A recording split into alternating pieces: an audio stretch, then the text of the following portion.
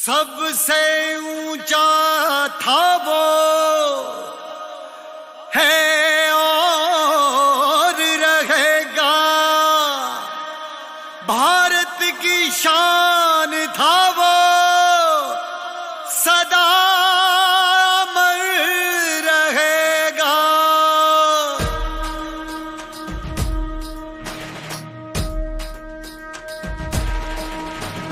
सबसे ऊंचा है सबसे शानदार, जो हो पुरुष है हमारा सरदार।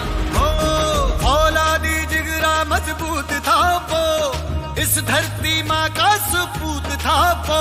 किसानों का अपना सरदार था वो, हुकूमत पर तेज असरदार था वो। देश को जोड़ा शिल्पकार था वो, सोमनाथ का जीर्णोद्वार था वो।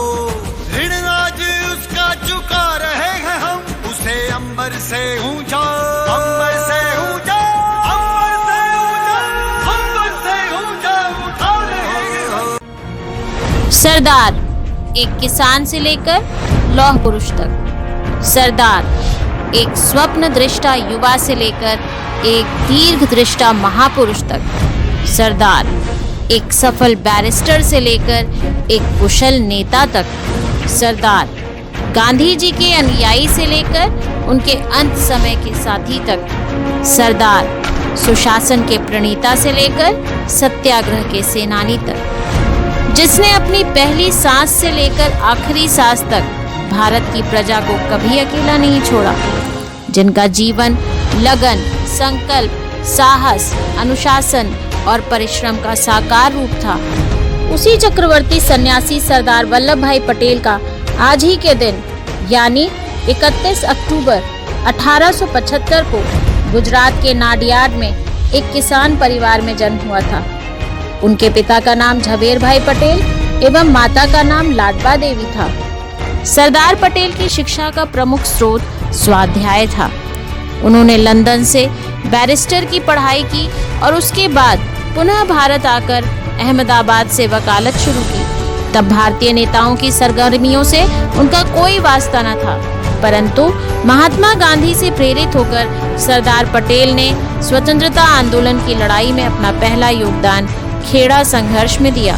जब 1918 में खेड़ा क्षेत्र सूखे की चपेट में था और वहां के किसानों ने अंग्रेज सरकार से कर में छूट देने की मांग की, अंग्रेज सरकार ने बड़ी निर्ममता से किसानों की इस मांग को अस्वीकार कर दिया। तब सरदार पटेल ने अपने सफल नेतृत्व द्वारा अंग्रेज सरकार को झुकने पर मजबूर कर दिया और स्वयं एक किसान नेता के रूप में पहचान प्राप्त की। खेड़ा सत्याग्रह में गांधी जी को सबसे बड़े उपहार के रूप में वल्लभ भाई जैसे सन्निष्ठ और मजबूत नेता प्राप्त हुए। 1928 में बारदोली सत्याग्रह ने सरदार पटेल को एक राष्ट्र नेता के तौर पर स्थापित किया।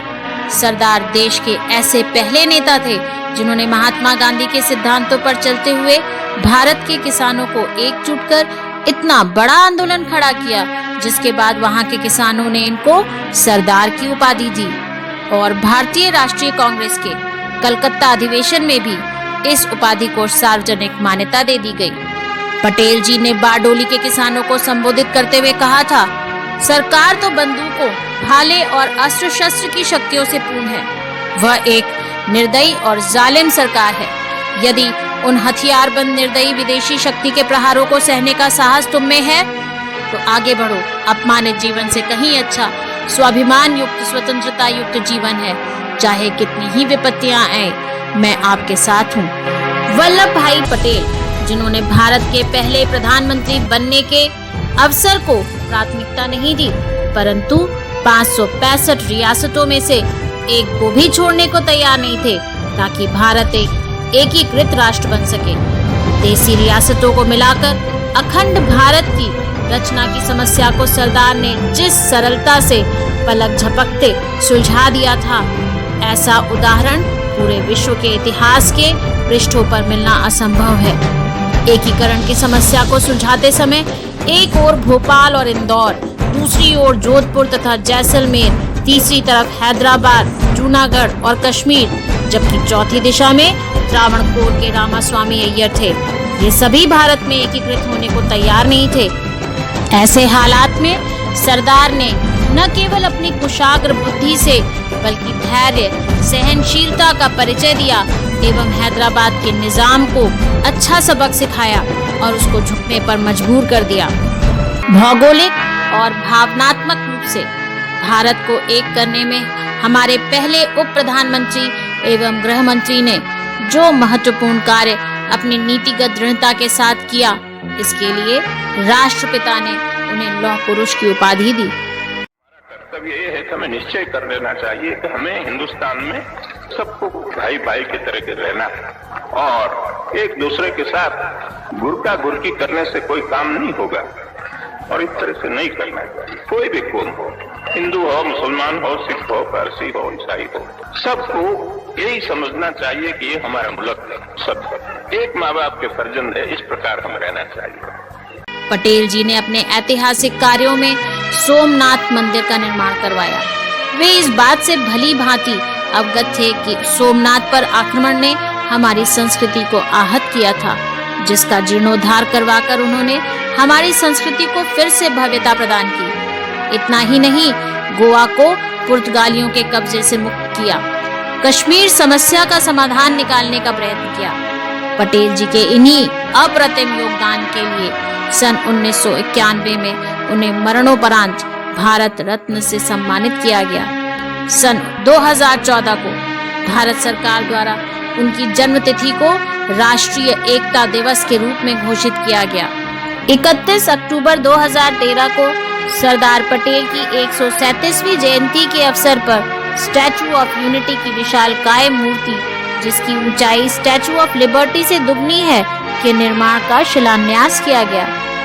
लोहे जैसी हिम्मत है, लोहे सा जज्बा अपना, आंखों में लिए चलते हैं हम लौह पुरुष का सपना।